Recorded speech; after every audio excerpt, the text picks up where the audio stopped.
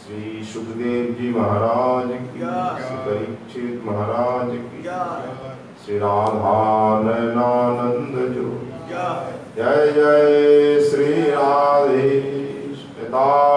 गौर, श्री कृष्ण चैतन्य प्रभु नित्यानंद, हरे कृष्णा हरे राम, श्री राधे गोविंद, श्री कृष्ण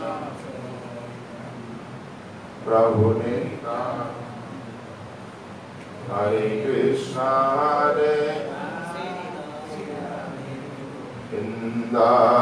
श्री कृष्ण चैतन्य प्रभु नित्यानंद, हरे कृष्णा हरे राम, श्री राधे गोविंद, श्री कृष्ण चैतन्य प्रभु नित्यानंद, हरे कृष्णा हरे राम, श्री राधे गोविंद, हरे कृष्णा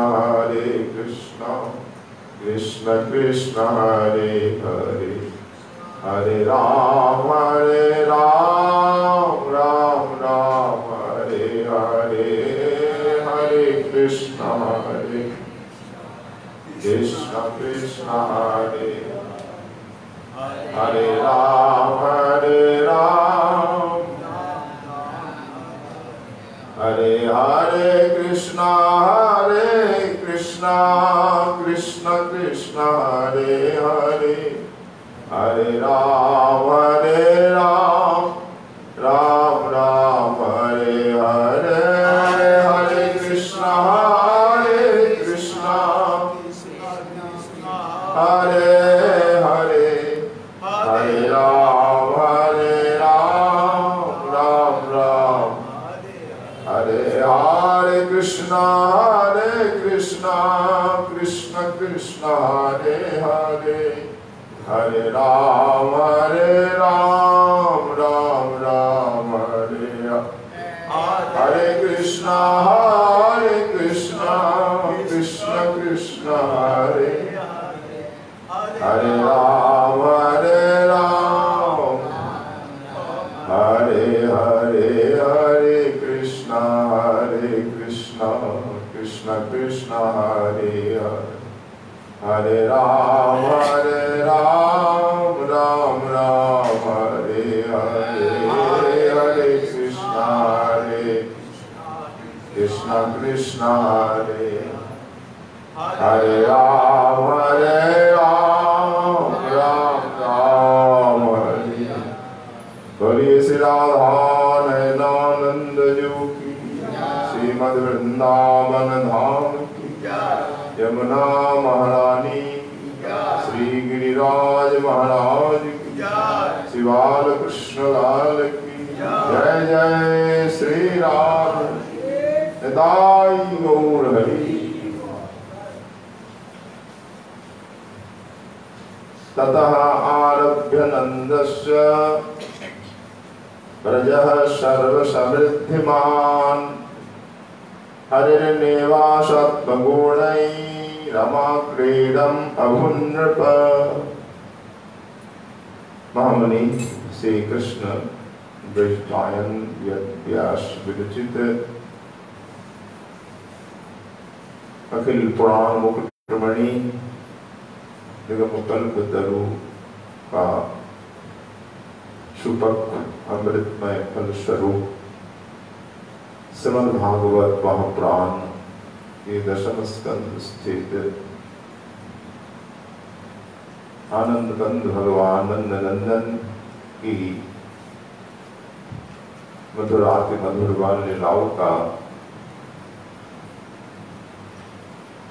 आस्वादन दे रहे हैं परमहंस आचार्य श्री सुखदेव जी महाराज, और इस अमृत रस का पान कर रहे हैं महाभागवत श्री श्री परीक्षित महाराज। तो बाल लीला आस्वादन का यहाँ आज चौथा दिवस है। कल नंदोत्सव का आनंद अपने लिया। अब आगे की कथा का वर्णन करने जा रहे हैं। श्री सुखदेव जी महाराज आस्वादन से पूर्व यहाँ उपस्थित सभी परम वंदनीय संत वैष्णव भक्तजन एवं भक्तिवती माताओं सभी के श्री चरणों में दास का प्रणाम समर्पित।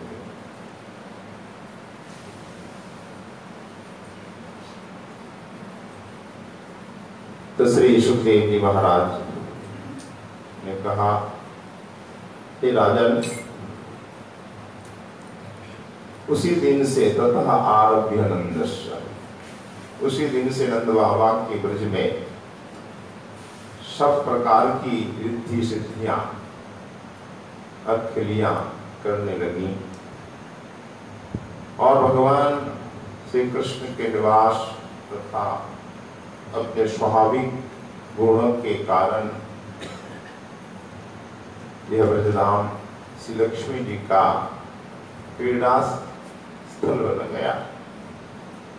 रमा क्रीडम अगुंडपा, तो लक्ष्मी जी का क्रीड़ा स्थल ये ब्रजधाम बना।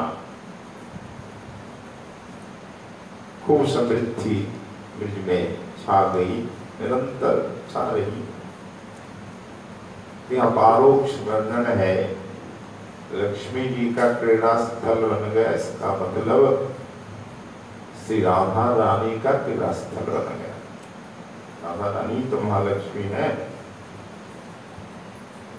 तो भादो कृष्ण पक्ष अष्टमी में ठाकुर जी आए, तो दूसरे पक्ष में भादो महीने के शुक्ल पक्ष अष्टमी में श्री किशोरी आए ब्रज में।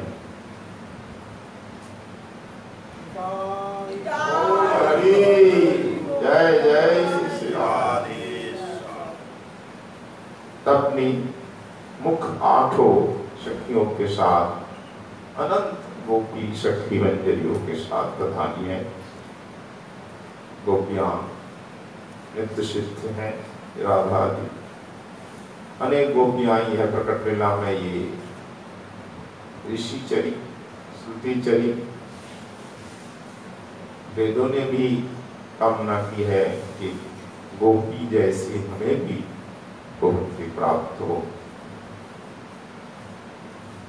वेद स्तुति में आप देखते हैं तो गोपियां आज वेद गोपी बनकर आए। उधर धन कारण के ऋषि भी आए गोपी बनकर, उन्हें भी कामना हुई थी अगर हम स्त्री बनते तो ठाकुर जी का दिव्य रूप का आस्वादन करते, आलिंगन करते, उनमें भी गोपी भाव था। तो ठाकुर जी ने कहा तथास्तु, ऐसा ही होगा। तो धन कारण के मुनिजन यहाँ गोपी बनकर आए। ऋषि चरी गोपी, यह नाम भक्ति रसामृत चंद्र का है। श्रुति चरी वेद, ये 3 प्रकार की हो गई। और कुछ देवियां भी आई गोपी बनकर। तत्प्रियार्थम संभवन्तु सुरस्त्रिया, पहले हमने वर्णन किया है। ब्रह्मा जी ने देवताओं से, देवियों से प्रार्थना की कि तुम लोग जाओ श्री कृष्ण लीला में सहायता करने के लिए देवताओं अवतीर्ण हो ब्रज में। देवियां तुम भी तत्प्रियार्थम, राधा रानी की प्रीति के प्रसन्नता के लिए तुम भी जन्म लो। वो देवियां गोपी बनी।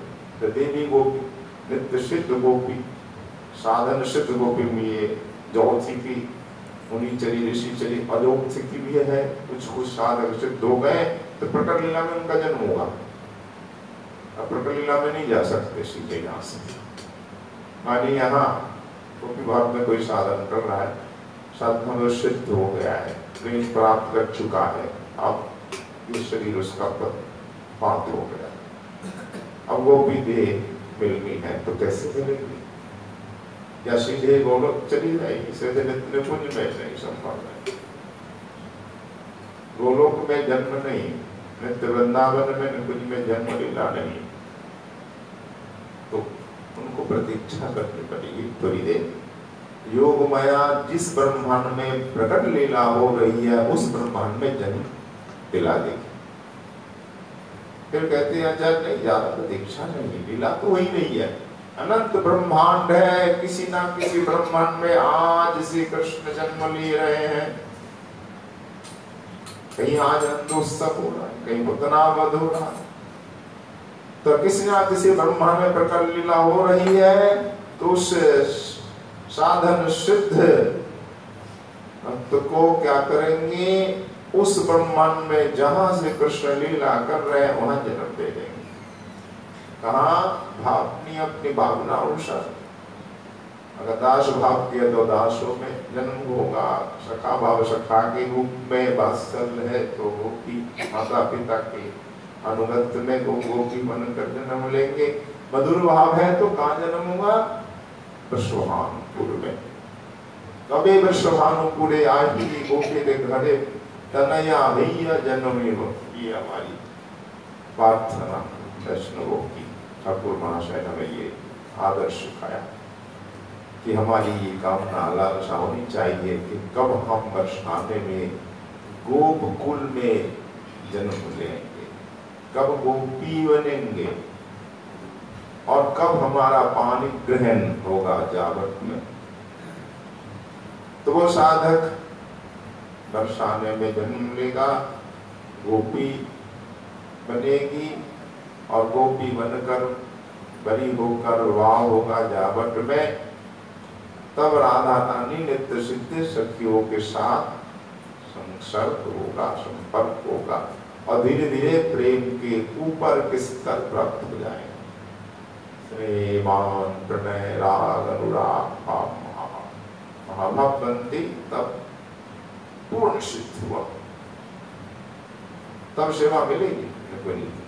अरे क्या बात कोई आएगा, तो नित्य सिद्धों के सान्निध्य में रहने के कारण वो महाभक्त बन जाता है। और सिद्ध स्तर कहाँ तक, प्रेम तक ही हमें प्राप्त हो सकता है। यहाँ तो जब तक नित्य सिद्धियों का संसर्ग नहीं होगा तब तक आगे का स्तर हमें नहीं मिलना। तो गोपी भाव में महाभक्त तक मिले, सखी भाव, गोपी भाव, मंजतिन भाव। गोपी भाव में संभव इच्छात्मक भाव है, श्री कृष्ण को हम पति के रूप में चाहते हैं, जैसे मेरा भाई ये भी भाव है। सखी भाव में श्री कृष्ण को पति के रूप में नहीं, हम तो युगल सरकार को चाहते, युगल सरकार का मिलन कराएंगे, लीला कराएंगे तो उस आनंद को होंगे। सखियां यही चाहती, सखी भाव तत्त भाव इच्छात्मिका है ये। और सखी भाव में एक विशेष भाव मंजरी।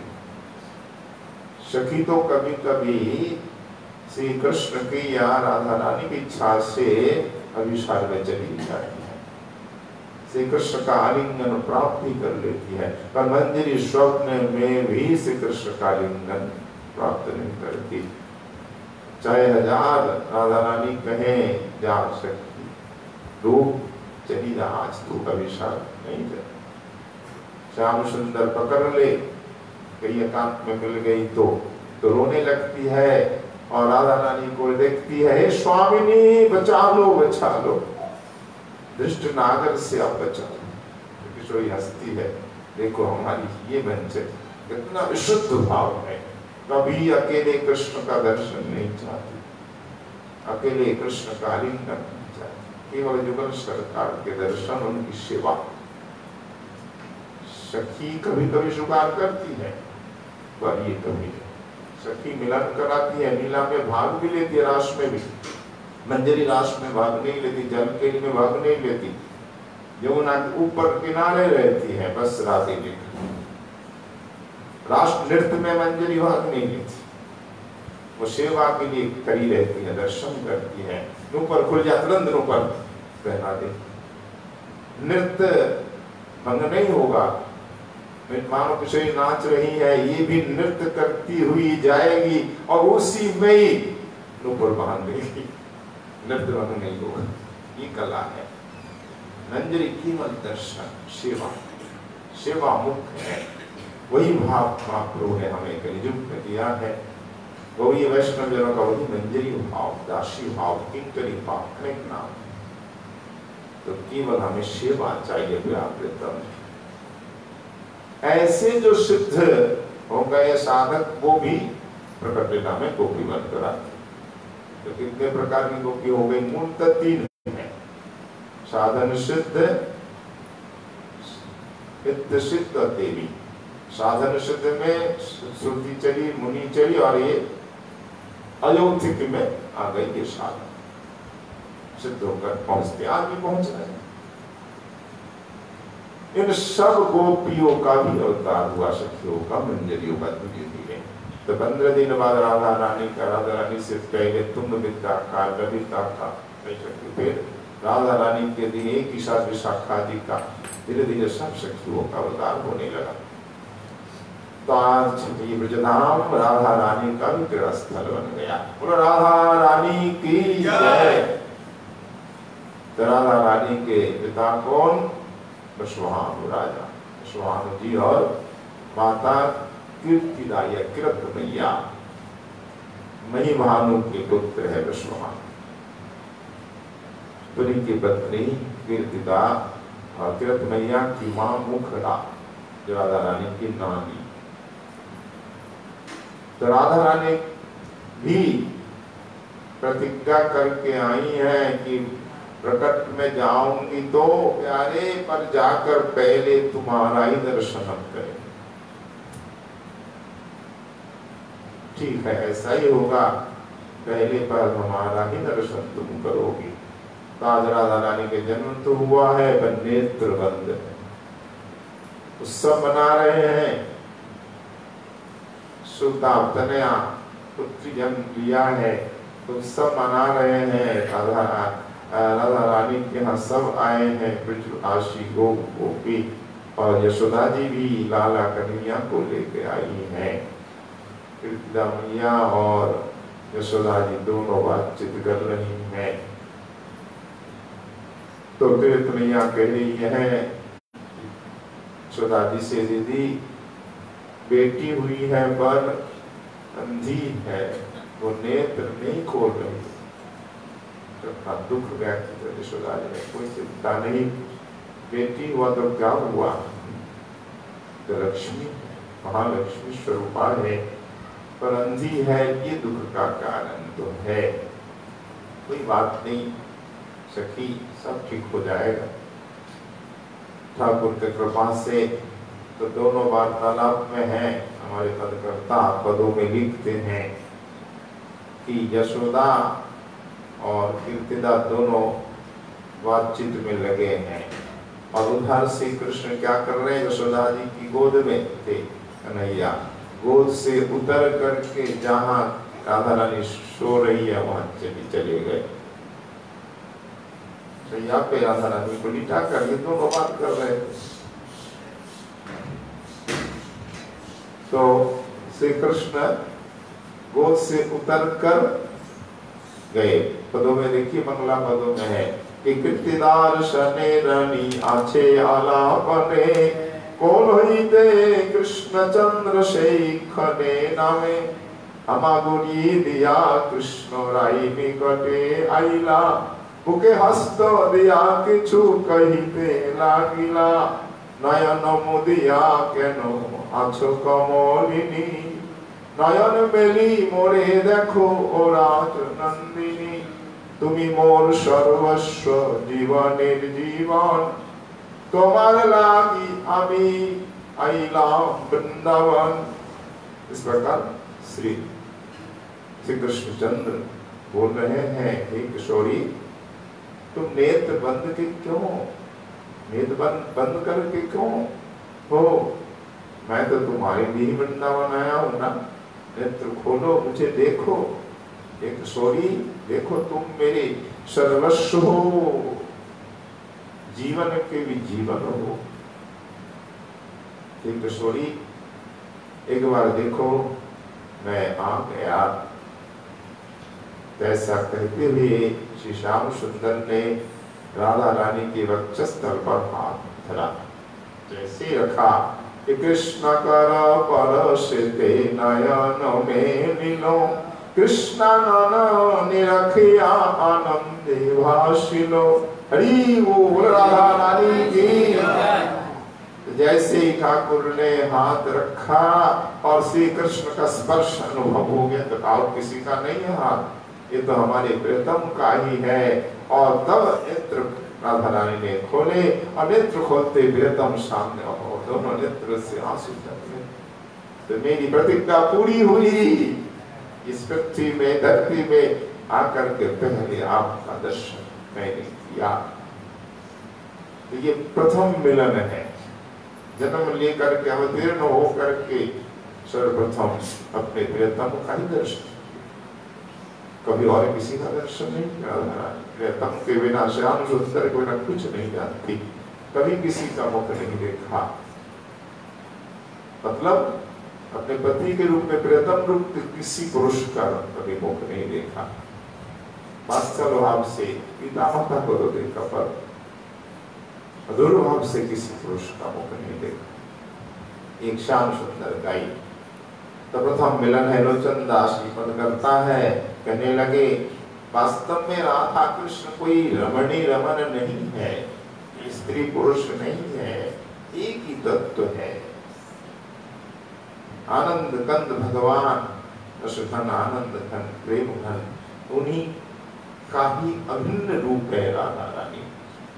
कहने के लिए हमारा आचार्य कहते देखो किस प्रकार हम कहें, एक बिना में दो कमल, मीनार डंडी तो एक ही है पर दो कमल, तो दोनों के प्राण एक ही है पर देह दो, एक प्राण दो देह।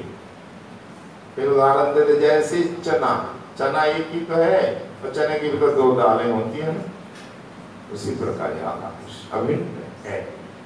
ये सामान्य पति पत्नी के रूप में आप देख नहीं सकते, स्त्री पुरुष के रूप में वर्णन नहीं कर सकते। ये सामान्य दंपति नहीं है, पति पत्नी, तो ये की तत्व है। तो कहा करता ने नाशे रमणी है ना है रमन, प्रथम मिलन कहे दास लोचन, प्रथम मिलन कहे दास लोचन। लोचन दास जी बोल रहे हैं ये पहला मिलन है। सरकार करा था, बोलो प्रियतम की सरकार की जय।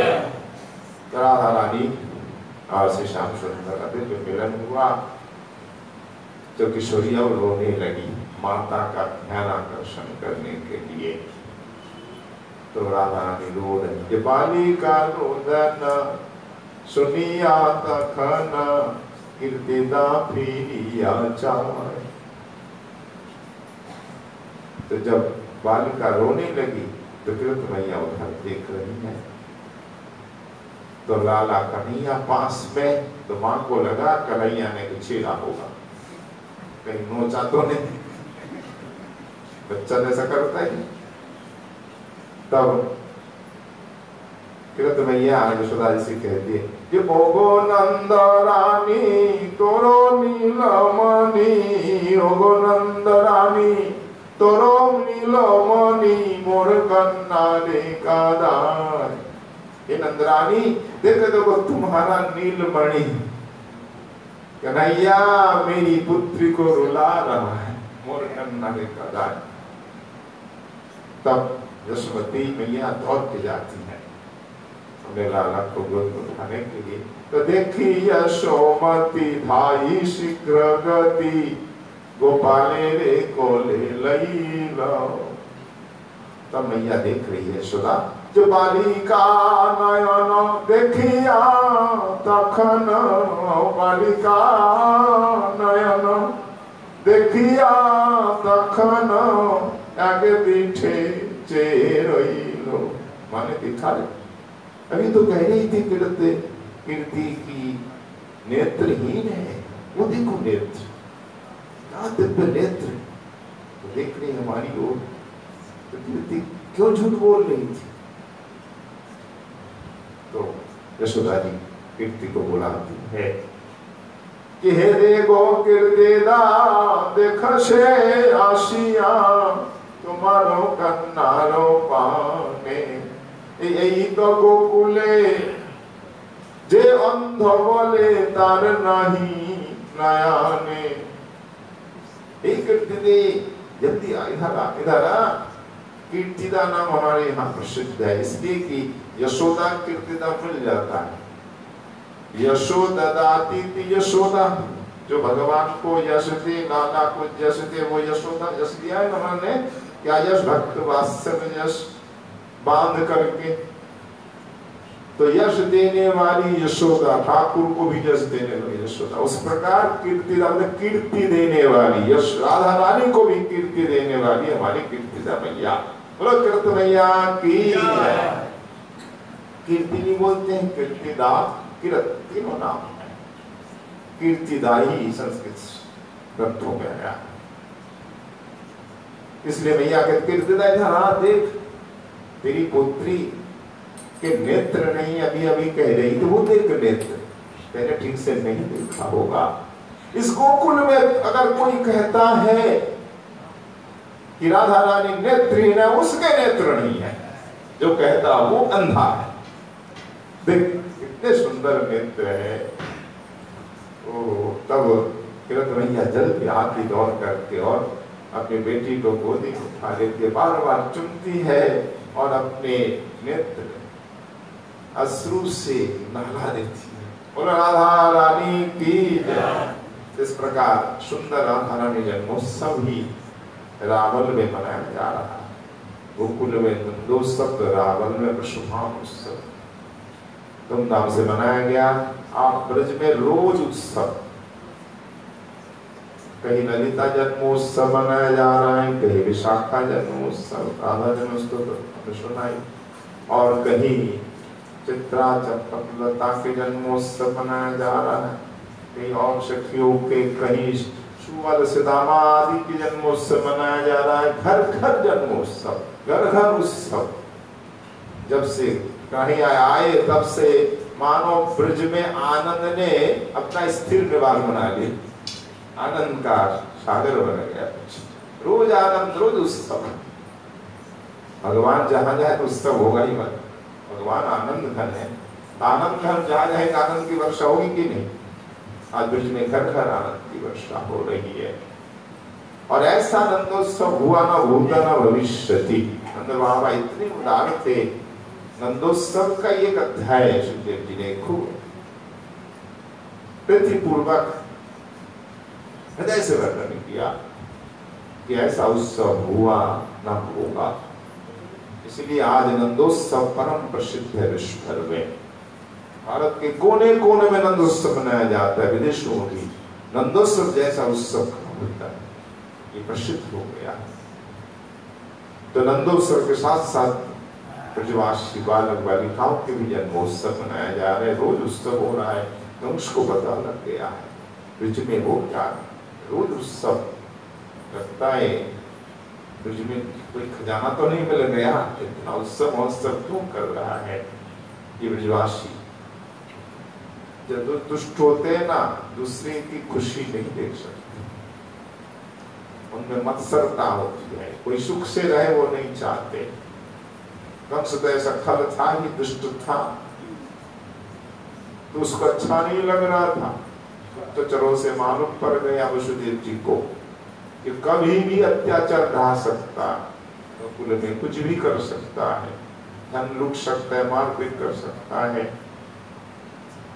इसलिए नंद बाबा को चिताना चाहिए, सावधान कर देना चाहिए। तो वसुदेव जी अक्रूर आदि का भी गुप्तचर व्यवहार बहुत अच्छा और जबरदस्त था। हर बात इनको पता लग जाती थी, उनसे क्या कर रहा है, क्या करना चाहता, उसके गुप्तचर, उसके सेवक दानव क्या कर रहा है, सब बात इनको खबर लग जाती। तो वसुदेव जी ने कहा अब तो नंद बाबा के यहाँ खबर भेजनी पड़ेगी। तो रात्रि में नंदोत्सव के ठीक उसी दिन रात्रि का जब सभा, सायंकाल सभा होती है नंद महाराज की राजसभा, उसमें अनेक कलाकार आते हैं, गायक वादक नर्तक कविजन अपनी अपनी कला प्रदर्शन करते हैं। कोई काव्य गाता है, कोई नाचता, कोई कविता पाठ करता है, कोई कुछ कला दिखाता है, मल्ल युद्ध आदि होता है। तो राजसभा अब समाप्त की ओर है, करीब रात 10 बज रहे हैं। उस समय एक व्यक्ति आया, वो भी एकदम गीले वस्त्र पहन करके और शरीर से पानी भी झर रहा है, शरीर से मतलब वस्त्रों से। तो नंद बाबा ने कहा, क्या बात है, तुम कहां से आए हो, इस प्रकार दशा कैसे है? तो पहले तो सेवक ने प्रणाम किया। तो महाराज ने कहा, नंद बाबा ने कहा, तुम कौन हो, कैसे आए हो इतनी रात में, ये दशा कैसे है? तो कहा कि मैं महाराजा धीराज वसुदेव जी का सेवक हूँ। आपने इस दास को पहले भी देखा है, शायद भूल गए। अच्छा, वसुदेव जी के सेवक को बताओ कैसे आए, ये गीले कपड़े कैसे हैं? तो महाराज आप तो जानते ही हैं, रक्षांशी सर्वं भक्षयितुं जीवति धृषं नृशंसे कंसे किमिव निरंकुशं कुशलम्। आप हमारी दशा को देखकर बोल रहे और कुशल जिज्ञासा कर रहे हैं, तो कुशल है ना? तो उन्होंने कहा, सेवक ने कहा कि जब तक वो राक्षस नृशंस कंस जीवित है, क्या तब तक हम लोगों का कुशल हो सकता है? क्या हम लोग कुशल में रह सकते हैं? ऐसी संभावना है? कभी नहीं। सर्वम भक्षयितुं जीवति, वो जीवित है इसलिए सभी को खाने के लिए, राक्षस इसलिए जीवित रहता है। आप मेरा वेश देख करके समझ जाइए मैं किस तरह से आया। तो तो मैं सोच रहा था कैसे आए, ये गिले क्यों है वस्त्र? महाराज वस्त्र गिले नहीं होंगे, हम आए रात्रि में, देखिए दिन में हम यातायात नहीं कर सकते, कंस के गुप्त चरण में हम रात्रि कोई अंधेरे में यातायात करते। और यमुना जी कैसे पार करते? रात्रि को नाव कहां से मिलती? तो उनका सेवक का कथन सुनिए, यदस्माकं तरण्या तरणं तरणौ च सति कुत्रापि प्रस्थानं न संभवति इति बाहुभ्याम् एव संतरणादिर्न तरनिजः शात्रवस्त्रः प्रदोषे समागतो अस्मै। देखिए, तरण्या तरणं तरणौ च सति, यानी आकाश में तरनों सूर रहते, सूर तनया यमुना का तारण क्या हम कर सकते हैं नाव से? कभी नहीं। हम तो सूर्यास्त होने पर रात्रि में तरनी तनया, यहाँ बहुत अनुप्रास है, तरनी सूर्य का भी नाम, तरनी नाव का नाम, तरनी तनया यमुना का नाम। तो तरनो स्थित तरनी तनयाम तरन्या तारणम शक्तुमस्ति। तो तरणी या नाव से हम पार नहीं कर सकते। तो रात्रि में हम तरणी तनय यमुना का पार कैसे बाहुभ्याम तैर कर आए, जैसे तैसे, इसीलिए कपड़े हमारे गिले हैं। तो इस वर्णन से आपको पता लग जाता है कि उस समय कैसी स्थिति थी, यादव कैसे रहते थे, आशंकित, भयभीत, फिर भी अपना काम कर रहे हैं। रात्रि को तैर करके यमुना पार करके आए। कंस हमारे नंद बाबा की सभा में देखिए शास्त्र वस्त्र पानी टपक रहा है। तो वज्रराज ने कहा अपने सेवक से, सेवक जल्दी आओ, इनको ले जाओ पहले अतिथिशाला में और सूखे वस्त्र पहना, भोजन करा के लाओ। अतिथिशाला में ले गए, फिर सूखे वस्त्र दिए गए, सूखे वस्त्र पहनकर भोजन आदि के शस्त्र, फिर दीवाना आवाज सभा चलती रहेगी, क्योंकि रात को तो रहेंगे नहीं, रहना मुश्किल है। जब फिर दोबारा आए तब वज्रराज ने कहा कि इतनी रात में ऐसी हालत में आने का विशेष कोई कारण है? बिल्कुल है। संप्रति तंप्रति किमपि विशेष वृत्तम वृत्तम अस्ति। हाँ, अथ क्यों, अवश्य है। तो वो क्या विशेष वृत्त है? वृत्त मतलब समाचार। निशिथे सीमद ईशस्य तस्मिन् कारागारे एव देवकी दीविता काचित् कन्या जाता। यशायाम निशिथे, यानी आज हम आए आपके पास कल रात्रि में, मध्य रात्रि में श्रीमद ईशस्य, मेरे जो प्रभु वसुदेव जी, उनकी भार्या देवकी देवी की एक कन्या जात हुई है कारागार में। अच्छा, तथा इसके बाद क्या हुआ? इसके बाद जैसे क्रूर कंस को पता चला तो दौड़ के आया, उस कन्या को देवकी देवी की गोद से छीन ली। देव्या क्रूरतः समाचित्त तद्वित्तमानमेव तं प्रस्तराय प्रक्षिप्तवान्। उसने क्या किया? अपनी भांजी को देवकी की गोद में से छीन करके दोनों पैरों को पकड़ करके उसके सामने पत्थर पर तीर मारा, पटका। क्या सुनाया तुमने ब्रजराज? एकदम घबरा के सुनकर क्या सुनाया? अगर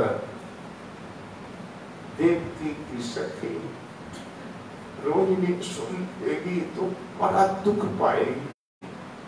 तद दुख दुखिता देवती देवकी सखी तथा तद विरहिणी रोहिणी जब मोहम आपसती। इस वृत्तांत को जैसे यशोदा जी, देवकी की सखी यशोदा जी और रोहिणी दोनों सुन लेंगी तो दोनों के दोनों बहुत जो है कष्ट पाएंगी, मोह दशा को प्राप्त कर लेंगी। हाय, क्या सुनाया तुम? फिर सेवक ने, देव सुनिए, ही खत्म नहीं हो जाता वृत्तांत। फिर क्या हुआ? देखिए ना, आश्चर्य हुआ। ऐसा आश्चर्य कभी नहीं देखा, हम लोगों ने नहीं सुना। श्रीताम तदव्यग्रम अग्रिमाश्चर्यम। आप अव्यग्र हो करके, स्थिर हो करके अग्रिम वृत्तांत को भी सुनिए, जो आश्चर्य भरा है वृत्तांत। कैसा कथ्यता? बोलो। देखिए महाराज क्या हुआ? भोजीशस्य हस्तादस्तापि प्रस्तरम अप्राप्ता। भोजीश कंस के हाथ से, कंस ने तो मारा कहाँ? पछाड़ा उस पत्थर पे। पर आश्चर्य हुआ कि भोजीश के हाथ से वो कन्या पत्थर पे नहीं गिरी और आकाश से गिरी। अच्छा, ऐसा हुआ ना? प्रस्तर अवाप्त्या, प्रस्तर को, पत्थर को नहीं प्राप्त हुई, वो ऊपर चली गई। कैसे? तन मस्तक न्यस्त चरण मूर्धगत्या समुत्पत्त्यासु दिव्यन्नेवा दिव्यन्नदिव दिव्यम रूपम प्रकाशितवती। वो पत्थर को नहीं गिरी और ऊपर कंस के माथे पर पांव रख करके लात मार कर ऊपर चली गई। ऐसा बंधन भागवत जी में नहीं है? याद है, हाथ से चटक करके कंस के माथे पर लात मार कर ऊपर चली। अच्छा, फिर क्या हुआ? एकदम दिव्य देवी का रूप धारण किया। 8 हस्त, 8 आयु लेकर के, क्या दिव्य रूप। और देवी ने क्या कहा उस समय कंस को कि कंस, तू इस प्रकार बच्चों की हत्या मत करे, अपनी बहन बहनोई को कष्ट मत दे। अब तेरा अंत समय आ गया है, तेरी मृत्यु होने वाली है, जिसके हाथ उसका जन्म हो चुका है। ऐसा कहकर वो अदृश्य हो गई। अच्छा, तो जातन्न जनितः कंसः सदा दुर्मन् समासतान मातरथा दुनतुच्चै शिला पुत्रः शिलामिव। देखो, कंस इस प्रकार सर्वदा भयभीत है। इस समय मेरा काल कहाँ जन्म लिया है, और उसकी चिंता में भयभीत रहता है। जैसे शिला पुत्र शिलवट्टा माता को ही कष्ट देता है ना, सिलबट्टे से मसाला पीसते कुछ करते हैं, किसको कष्ट देता है? शीला को, माता को ही कष्ट देता है। उसी प्रकार ये कंस अपने ही कुल को कष्ट देगा, माता पिता सबको, तो बड़ा ही दुष्ट है ये। फिर और कोई समाचार? हाँ, हमारे महाराज ने जो कहा वो सुनिए, जिसके लिए मैं आया। महाराज ने कहा कि राज विषधरस्य तस्य मुखमुद्रणम् एव ईप्सितम्। इस समय राजा कंस विषधर है, उसका मुख मुद्रण करना ही उचित होगा। वार्षिक कर उपहार देकर उसे आप शांत कीजिए, नहीं तो कुछ भी हो सकता है। और मथुरा जी जब जाएंगे राजा से मिलने, भेंट देने को कर देने, एक बार हमारे महाराज जी से भी जरूर मिल लीजिएगा। इतना कहकर तुरंत वो सेवक चला गया। धरती नहीं, तमन बाबा ने उपनंद जी से परामर्श मांगा, हमें क्या करना चाहिए? उपनंद जी ने कहा, वसुदेव बड़े बुद्धिमान है, उन्होंने ठीक कहा, ऐसे दुष्ट राजा को शांत करना चाहिए। तो हम जल्दी जल्दी कर संग्रह करें, करके कर देने जाएंगे और इस बार अधिक उपहार भी देंगे, जिससे राजा प्रसन्न हो जाए, खुश हो जाए। ये बात हुई नवमी की दिन, नवमी के दिन की बात। तो दशमी, एकादशी, द्वादशी, त्रयोदशी, चतुर्दशी के दिन प्रातः काल जा रहे, 4-5 दिन लग गया कर संग्रह में। बैलगाड़ी में दही, दूध, घी, नवनीत भर लिया उपहार के रूप में देने के लिए। और वार्षिक कर जो निर्धारित है वो कर कुछ इस बार अधिक लेकर नंद बाबा उपनंद ग्वाल सब रवाना हो गए मथुरा के लिए। नंद बाबा जाते समय बालक का दर्शन कर रहे, माता की गोद में कन्हैया का। अब 6 दिन का बालक, 7वां दिन ही है आज, 9 अष्टमी से लगा ली 7वां दिन। तो बालक का दर्शन कर रहे, नेत्रों से आंसू झर रहे। मैं कैसे जाऊं, दिन भर बालक का दर्शन में कैसे जाऊंगा? तो उत्संगे निहितस्य, उत्संग मतलब अंक में, गोद में बालक सो रहा है। तो शिशुर पत्र मुहु दृष्टि बार बार दर्शन कर रहे नंद बाबा, करके बड़ा आनंद उनको मिल रहा है। फिर बालक के ललाट, गंड आदि को बार बार चुंबन भी कर रहे, चुम रहे ललाट को, गंड मतलब गाल को बार बार चुम रहे। बाबा ने चुम्बन किया, मस्तक सूंघा, छाती से बालक को लगाया। तृप्ति नहीं होती फिर भी। आस्तीश तनाम बपुर नतो तदीव तृप्तिम ब्रजीशु, तृप्ति नहीं हुई, बार बार छाती से लगाकर चुम करके भी तृप्ति नहीं। तो जाना तो पड़े भाई। तो उसकी माँ की गोद में देखकर, बेटा मैं मथुरा जा रहा हूँ, तुमने आदेश दे दो, अनुमति दो। तो 7 दिन का बालक क्या अनुमति देगा? तो बाबा मान के अपने भाव बस सद्भाव के कारण, बेटा अनुमति दो, हम जाए, बार बार पूछ रहे। इतने में श्री बालकृष्ण लाल के मुख में थोड़ी मुस्कान आई। तो मुस्कान का दर्शन करके बाबा ने मान लिया यही अनुमति है, मेरा लाला हंसकर के हमें अनुमति दी है। तो उस मुस्कान को पाथे तया विभेदा, बाबा ने जाना ये हमारे पाथे हैं। भाई कहीं जाते तो पाथे लेकर चलते हैं ना, पाथे क्या, पैसा है, भोजन है, नहीं तो जा सकते कहीं। तो नंद बाबा मथुरा जा रहे, क्या माथे लेकर? लाला का मुखार विंद। कैसा मुस्कुराता हुआ, मुस्कुरा रहा है बालक।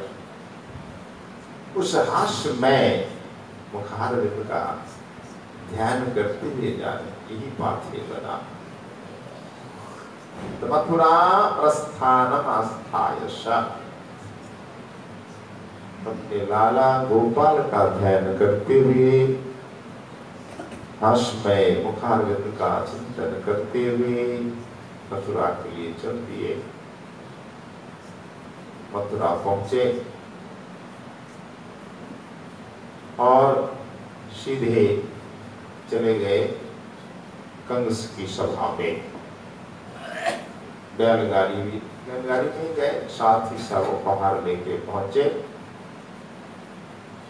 पहुंच करके महाराज को ये भेंट दिया।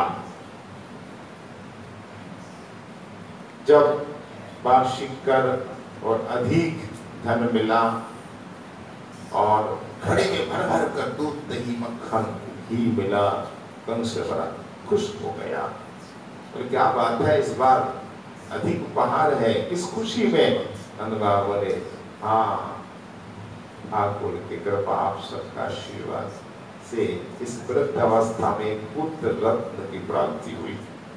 अच्छा, वाह, बहुत अच्छा। पर उसी खुशी में तो कंस बोले, ठीक है, आप अतिथिशाला में जाओ, आराम करो, शाम को एक आदमी रह कर जाओ। नहीं, हमें जल्दी जाना है, मैं आपसे आज्ञा मांग रहा हूँ, आज हमें वापस जाना है। कहीं नहीं जाओगे, रुष्देव से नहीं मिलोगे, जानते ये मित्र है। बोले नहीं, अब कहीं जाने का तो शर नहीं है, छोटा बालक है, इसलिए मुझे अभी जाना होगा, तुरंत वापस जाना होगा। तो ये भी ऊपर से दिखाने की चेष्टा की कि वसुदेव की साथ उतनी मित्रता मेरी नहीं रह गई है, अब मुझे वापस जाना है। ठीक है, तो उधर जाओ। नंद बाबा उपनंद आदि वहां से विदा लेकर आए। जब वसुदेव जी को मालूम हुआ कि नंद बाबा आए हैं मथुरा, तो और कंस को कर भी अर्पण कर चुका, और जहां नंद बाबा बैलगाड़ी रखे थे बगीचे में, वसुदेव जी वहां चल कर आए मिलने के लिए। घर तो आएंगे नहीं, गुप्तचर सजानी लेंगे, इसलिए हम उस बगीचे में मिले, किसी को पता भी नहीं चलेगा। और गुप्त वेश में, छद्म वेश में आए।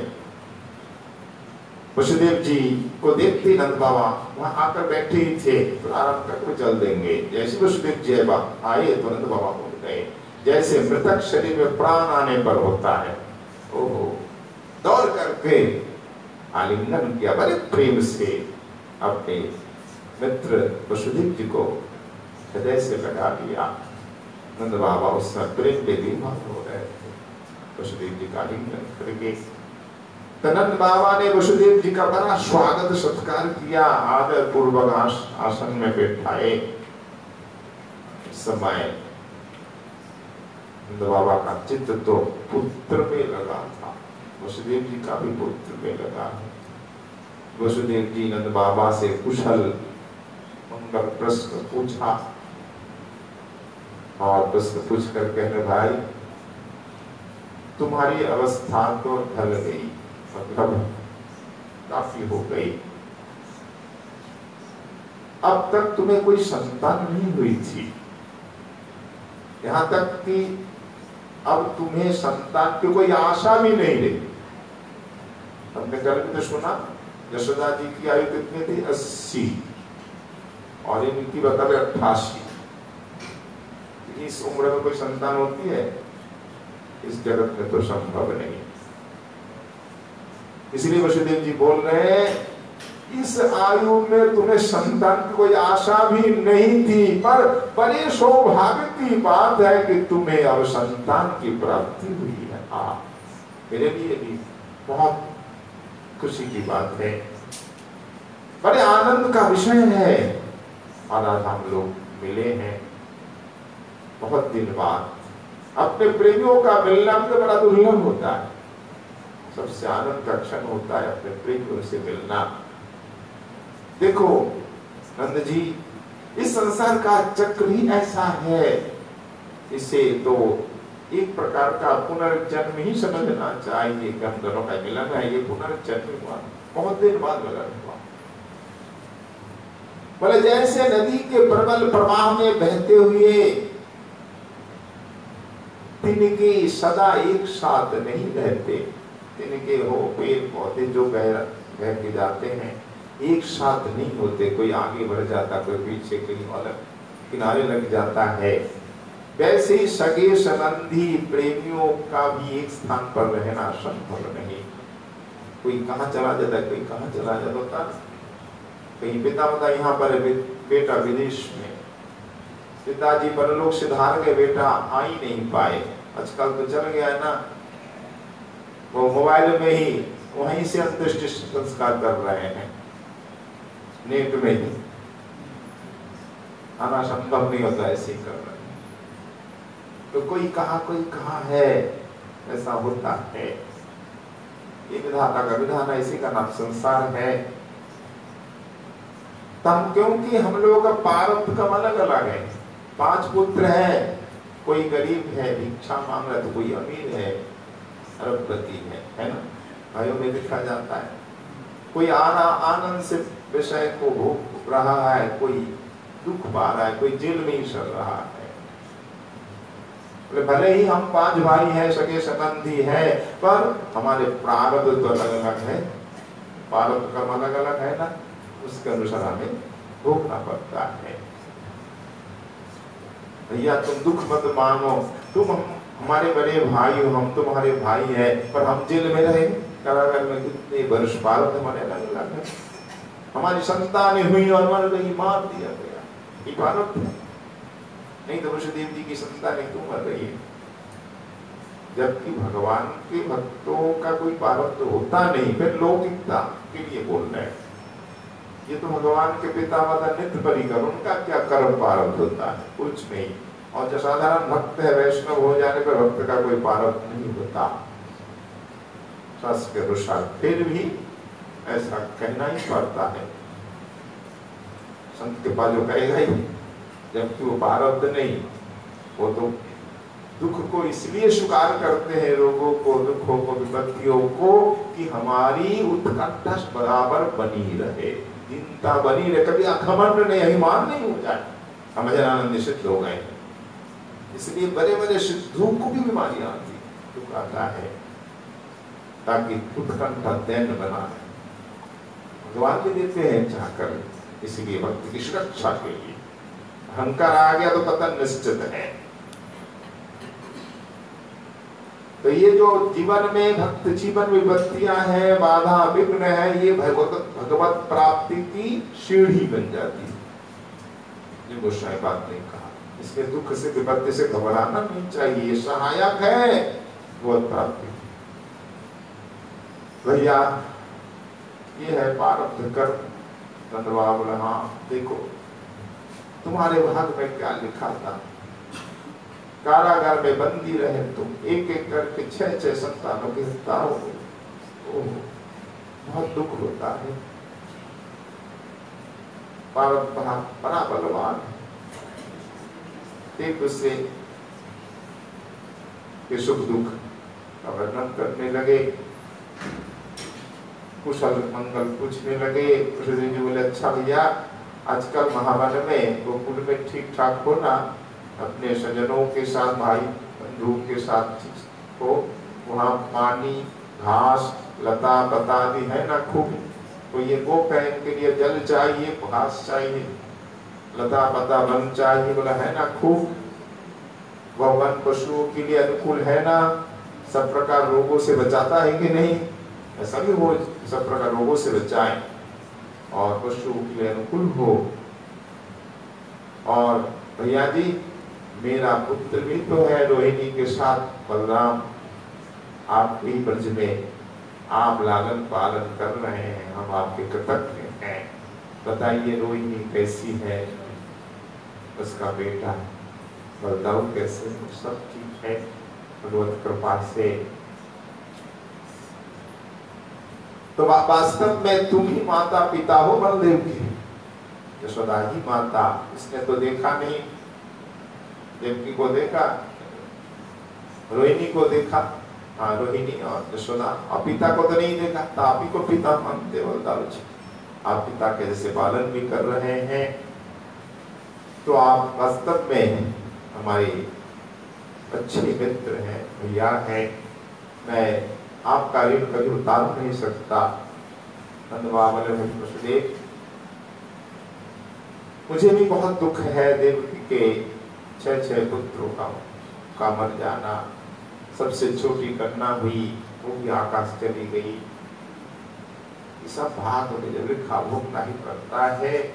मुझे भरोसा है, विश्वास है कि अब आपका जो दुर्भाग्य के बादल है वो छटने वाले हैं और फिर सौभाग्य का सूर्य उदय होने वाला है। गौर हरि, जय जय श्री राधे। राधा नयनानंद जी महाराज की, नरसिंह भगवान की धूप आरती की जय। अब बहुत देर तक बातचीत हुई। अब वसुदेव जी सावधान हो गए कि अब देर नहीं करनी चाहिए।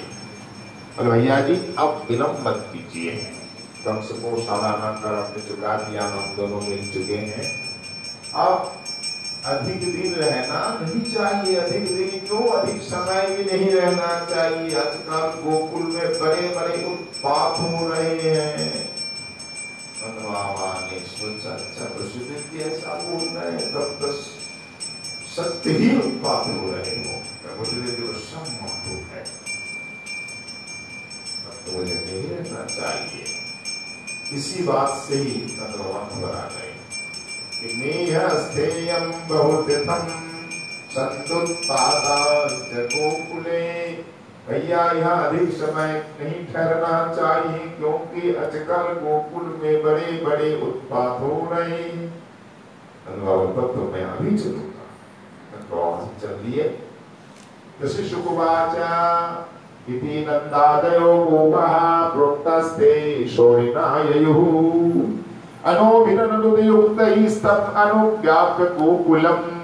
हे राजन, जब वसुदेव जी ने इस प्रकार कहा तब नंद आदि गोपों ने उनसे अनुमति ली। हम चलते हैं फिर। तो बैलों से जुते हुए चक्रों पर सवार होकर गोकुल की यात्रा की। मार्ग में है और इधर पुतना आ गई। बाबा नंद वसुदेव जी ने जो कहा वही हुआ। पुतना उद्धार लीला का सुखदेव जी महाराज विस्तार से वर्णन कर रहे हैं कि राजा नंद बाबा जब मथुरा से चले तब रास्ते में विचार करने लगे कि वसुदेव जी का कथन कभी झूठा नहीं हो सकता। वो सत्य के प्रतीक है, जो बोलते हैं सच होता। तो जीवन में झूठ नहीं बोलता ना, उसका हर कथन सत्य होता है, हर बात सत्य होती है। तो उनका कथन झूठा नहीं हो सकता। इससे अनेक मन में उत्पात होने की आशंका हो गई। नंद बाबा के मन में ही आशंका हो गई, निश्चित ही गोकुल में कोई उत्पात हो रहा होगा। तब उन्होंने मन ही मन भगवान की शरण ली। हे नारायण, आप ही हमारे रक्षक हैं, आप ही हमारा रक्षा करेंगे। इस प्रकार भगवान का ध्यान करते हुए गोकुल की ओर चले। और इधर राक्षसी पूतना आ गई। पूतना नाम की बड़ी क्रूर राक्षसी थी कंस की। पूतना के 2 भाई अघासुर बगासुर, ये सब के सब कंस के सेवक थे। तो सबसे प्रथम पूतना ब्रज में आई। श्रीमन हमारे श्री भगवान राम जी ने भी सबसे पहले तारका का वध किया, नारी वध, और यहाँ भी पूतना वध।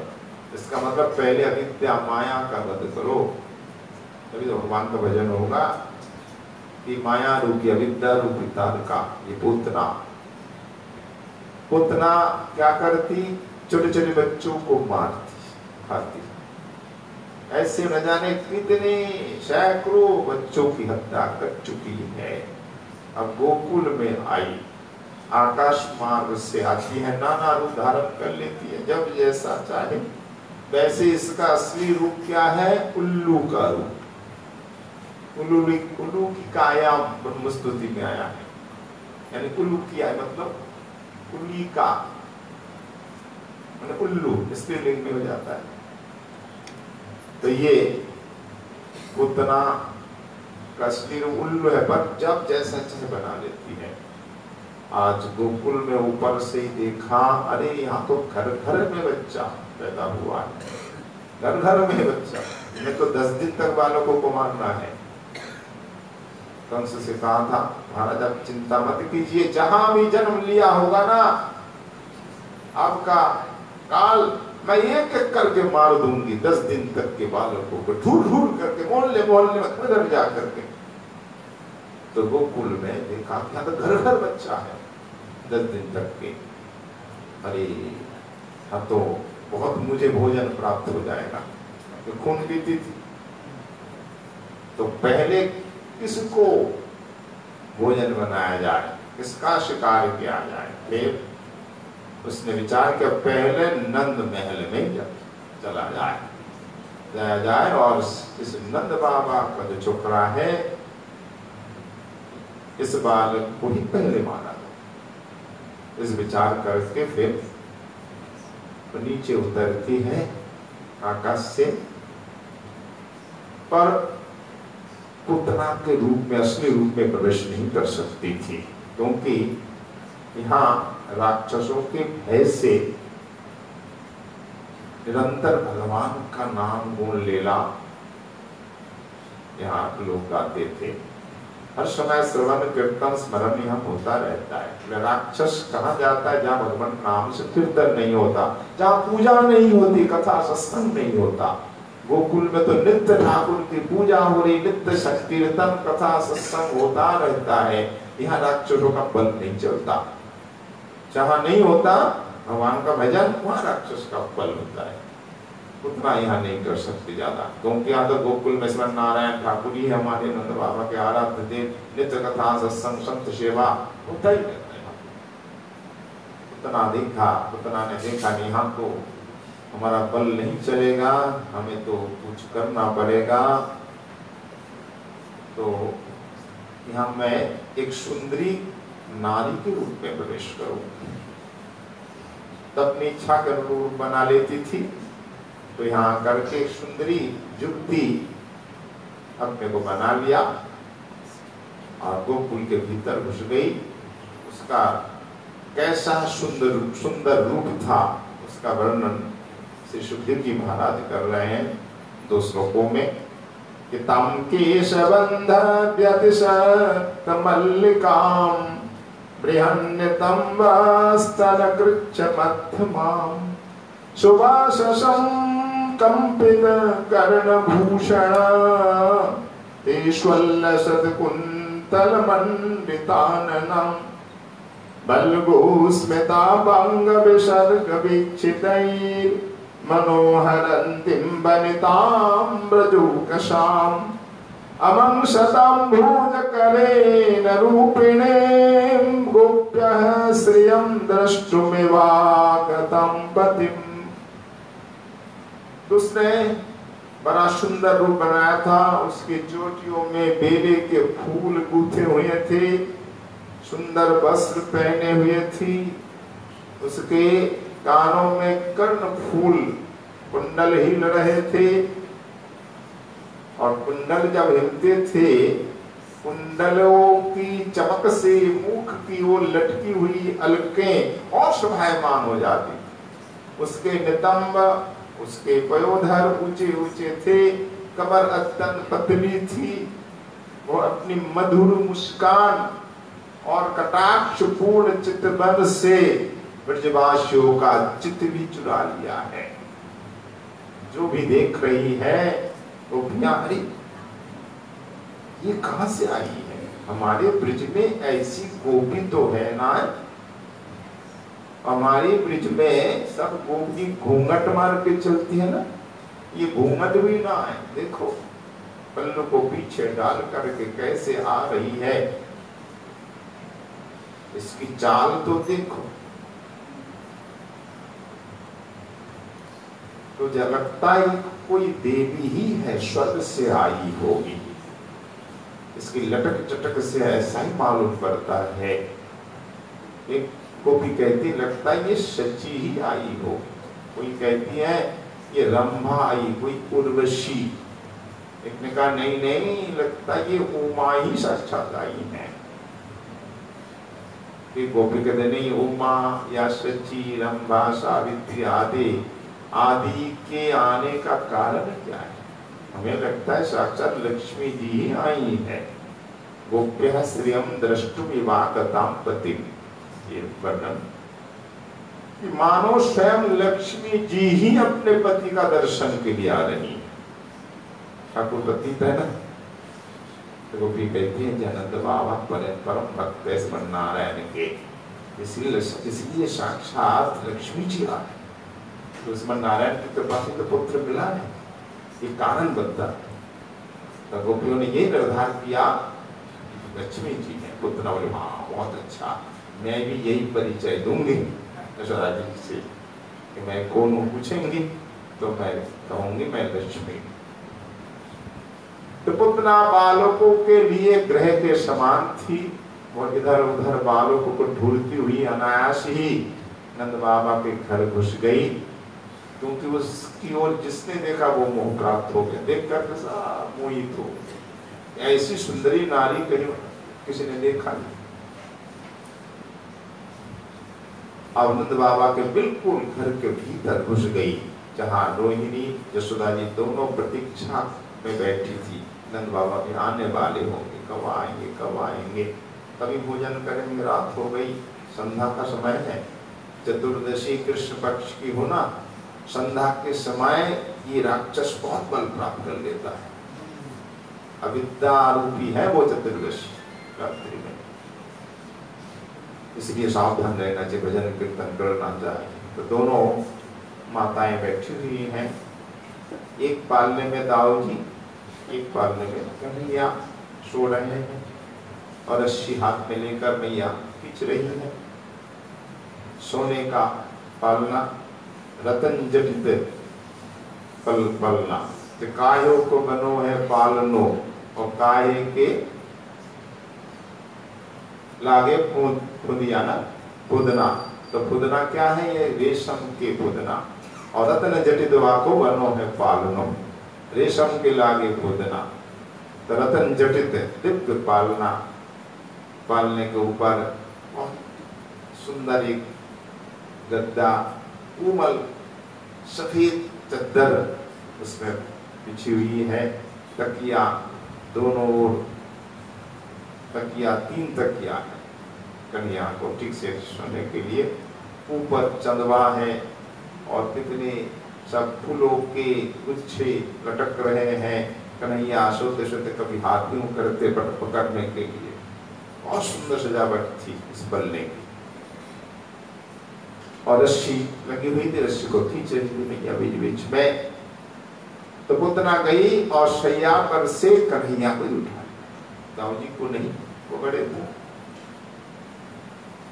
तो परीक्षित देखो, भगवान श्री कृष्ण सभी राक्षसों के दुष्टों के काल है, परंतु आज ये पुतना उन्हें छोटा बालक मानकर उठा लिया। ठीक उसी प्रकार जैसे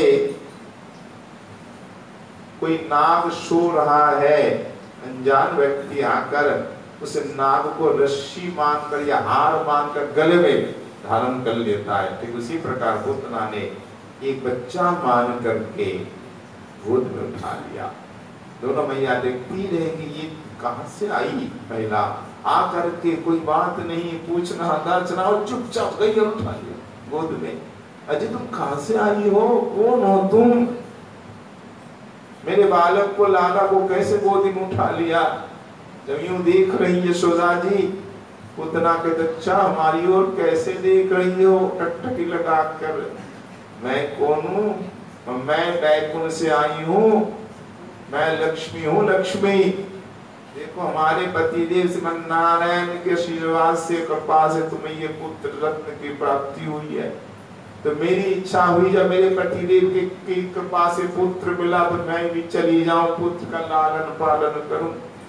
बड़ी आश लेकर मैं आई हूँ, और जानती हो मेरा जो दुग्ध है ना अमृत है, अमृत। एक बार तुम्हारा लाला पी लेगो ना अमर बन जाएगा। यशोदा मैया भोली भाली, उन्होंने माना कि हाँ सही आई होगी लक्ष्मी जी, क्योंकि बड़ी कृपालु बन नारायण, लक्ष्मी जी बड़ी कृपालु आ सकती है, तो आप लक्ष्मी हो, ये तो मेरा अहू भाग्य है। तो बच्चे को गोद में लेकर लाड़ दुलार कर रही, दिखावा कर रही है और बार बार चूम रही है। करते करते एकदम से एकाएक दूध पिलाने लग गई, और भगवान भी समझ गए। तो परीक्षित देखो, भगवान श्री कृष्ण जल अचर सभी प्राणियों की आत्मा है, इसलिए उन्होंने उसी क्षण जान लिया कि ये तो मुझे मारने आई है, पूतना दूध पिलाने नहीं आई है, वो तो जहर लगा के आई है, जहर पिलाने, मुझे मारने। इसलिए ठाकुर ने उसी समय नेत्र बंद कर दिए। नेत्र बंद करने के कारण भी कितने दिखाए थे काकारों ने, वल्लभाचार्य जी ने भी अनेक कारण दिखाए। हमारे आचार्य जी ने कहा नेत्र बंद के मुख्य कारण क्या है कि दुष्ट है पूतना। अगर हम नेत्र खोल कर रखते हैं तो पूतना की दुष्टता, ये कपट रूप नहीं रहेगा, असल रूप व्यक्त हो जाए।